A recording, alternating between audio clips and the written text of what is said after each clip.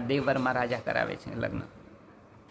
વૈદેહી ખૂબ સંસ્કારી દીકરી હતી.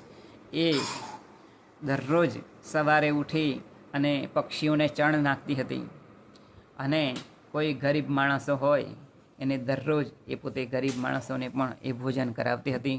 ત્યાર પછી એ પોતાના પતિને જમાડ્યા પછી એ પોતે જમતી હતી. આમ પ્રતિવ્રતા સ્ત્રી એ વૈદેહી હતી.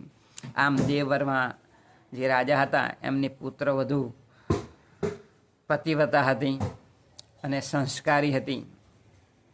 એટલે એ જ્યારે આ રાજા રાજ કરતા હતા તેવા સમયની અંદર આ નિત્યક્રમ એ વૈદેહી એ દાન કરતી હતી, પક્ષીઓને ચણ નાખવા અને ગરીબોને જમાડવા.